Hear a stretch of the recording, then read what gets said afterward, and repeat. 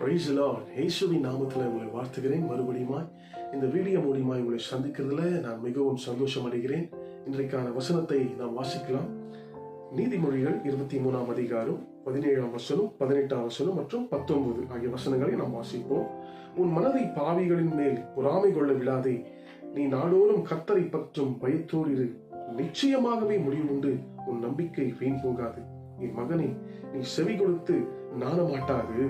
உன் இருதயத்தை நல்வழியிலே நடத்து என்று இந்த வசனம் சொல்லுகிறது. அருமையான தெய்வச்சனமே, இன்னைக்கு நம்மளுக்கு ஒரு ஆசை இருக்கும். என்னன்னா, தேவனுடைய வாக்கு தத்துவம் செகண்ட்ல நிறைவேறணும். வாக்கு தத்துவ அட்டை எடுத்த உடனே, இல்ல வாக்கு தத்துவ வசனம் தேவனோட பேசின உடனே அது டக்கு நிறைவேறணும். இல்லைன்னு வச்சுங்களேன், நம்ம புலம்ப ஆரம்பிப்போம். முதல் வசனம் கிளியரா சொல்லுது, பாவிகள் மேல் பொறாமை கொள்ள விடாதே. உன் மனதை பாவிகள் மேல் பொறாமை கொள்ள விடாதே. அதுக்கு பதில் நீங்க என்ன செய்யணும்னா, நீங்க நாடோறும் கர்த்தரை பற்றும் பயத்தோடு இரு. இன்னைக்கு கர்த்தருடைய பயம் நமக்குள்ள இல்லை. நம்ம பயம் என்ன தெரியுமா இருக்குது? ஐயோ, இன்னும் கூட நம்ம ஆசீர்வதிக்கப்படாம இருக்கிறோமே. எனக்கு நான் பார்த்து கர்த்தரை ஆராதிக்காம சபைக்கு போகாம இருக்கிற அவனுடைய வாழ்க்கை நல்லா இருக்கு, நல்ல காரு வீடு நல்ல வசதியோடு வாழ்றாங்க. ஆனா என்னுடைய வாழ்க்கை ஏன் இப்படி சீரழிஞ்சு போயிருக்கு? நான் தேவனை தேடுறேன், உபவாசிக்கிறேன், ஜெபம் பண்றேன், வேதத்தை எடுத்து வாசிக்கிறேன், ஞாயிற்றுக்கிழமை நான் சர்ச்சைக்கு போறேன். அவன் சொல்லிட்டுங்களா, எது தெரியுமா போறாங்க? பாவிகள் மேல் பொறாமை கொள்ளாது இருக்குன்னா, இயேசுவை அறியாத ஒருத்தன் ஆசீர்வாதமா இருக்கிறானா, அவனை பார்த்து ஐயோ இவன் இதெல்லாம் செஞ்சுட்டானே, இவெல்லாம் ஆசீர்வாதமா இருக்கிறானே நீ நினைச்சேனா, அதான் பொறாமை. பாவிகள் மேல் உன் மனதை பொறாமை கொள்ள விடாதீர்னு வசனம் சொல்லுகிறது. பாருங்க, எல்லாருக்கும் இந்த வார்த்தை பிடிக்கும். நிச்சயமாகவே முடிவு உண்டு. உன் நம்பிக்கை ஒரு நாளும் வீண் போகாது. ஒருவேளை பாருங்க, இதுவரைக்கும் உங்க வாக்கு தத்தங்கள் நிறைவேறல நீங்க சொன்னீங்கன்னா, கர்த்தர் உங்களோடு பேசிக் கொண்டிருக்கிறார். நிச்சயமாகவே முடிவு உண்டு. உன் நம்பிக்கை ஒரு நாளும் வீண் போகாது. அந்த நம்பிக்கை ஒரு நாளும் வீண் போகாம இருக்கணும். இந்த முடிவு உங்க வாழ்க்கையில வரணும்னாக்கா, நம்ம 18ஆவது வசனத்தை படிச்சது போல 19ஆவது வசனத்தை நம்ம ஃபாலோ பண்ணுவீங்களா நம்ம காணப்படணும். என் மகனே, நீ செவி கொடுத்து நானும் மாட்டாது. உன் இருதயத்தை நல் வழியில நடத்து. ஹல்லேலூயா.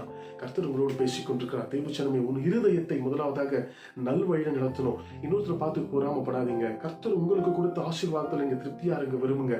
நான் இன்னும் என்னுடைய வாக்குத்தத்தம் நிறைவேறாம நான் கஷ்டப்பட்டிருக்கேன், கர்த்தர் ஏன் இன்னும் பொறுமையா இருக்கிறாரு? கிடையாது. அப்ப நம்ம யோபு எடுத்துக்கொள்ளுங்க. எல்லாத்தையும் இழந்துட்டான். மனைவி இருந்தாச்சு, பிள்ளைகளை, அவனுக்கு இருந்த மிருக ஜீவன்கள், சொத்து எல்லாமே அழிந்து போயிடுச்சு. சொந்த மனைவியை தேவனை தூஷித்து ஜீவனை விட்டு செத்துருன்னு சொல்றா.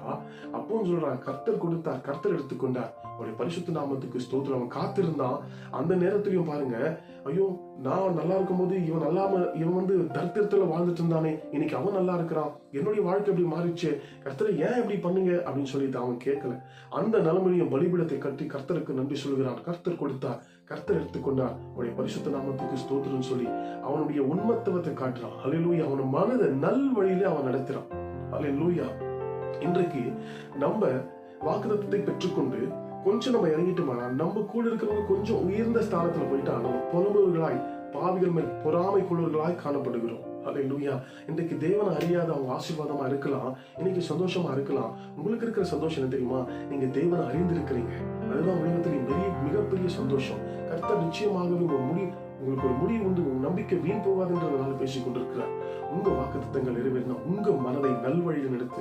எது அந்த நல்வழி? நானே வழியும் சத்தியமும் ஜீவனுமா இருக்கிறேன் என்று சொல்லி இயேசு கிறிஸ்து சொல்லிக் கொண்டிருக்கிறார். ஹல்லேலூயா. நீங்க அந்த இயேசுவை பற்றி கொள்ளுங்க.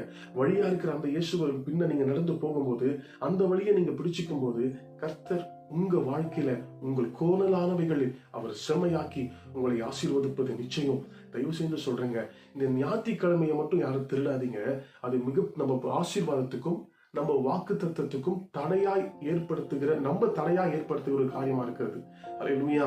இது வேதத்துல நிறைய இடத்துல யாத்திராகவும் லேவியராகவும் இதெல்லாம் குறிப்பிட்டப்பட்டிருக்கு. ஞாயிற்றுக்கிழமை எவ்வளவு முக்கியம் சொல்லி இந்த அதிகாரத்துல எழுதப்பட்டிருக்கு.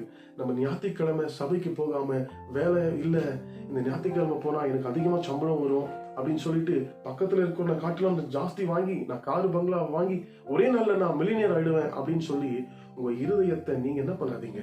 வசனம் சொல்லுகிறபடி பொறாமை கொள்ள விடாதீங்க. ஹல்லேலூயா. தேவனை தேடுகிற பயத்தோடு நம்ம தேடினா இந்த உங்களுக்கு கொடுக்கப்பட்டிருக்கிற வாக்கு தத்தங்கள் நிறைவேறும். நிச்சயமாகவே முடிவு உண்டு. ஒரு நம்பிக்கை ஒரு நாளும் வீண் போகாது என்ற வார்த்தை நிச்சயமா உங்க வாழ்க்கையில் நிறைவேறும். நல்வழியில் உங்க இருதயத்தை நீங்க ஒப்புக் கொடுங்க. கர்த்தரை பற்றி கொள்ளுங்க. ஜெபம் பண்ணி ஆசீர்வாதங்களை பெற்றுக் கொள்ளுங்க. கர்த்தர் உங்கள் வாழ்க்கையை ஆசீர்வதிப்பார். God bless you.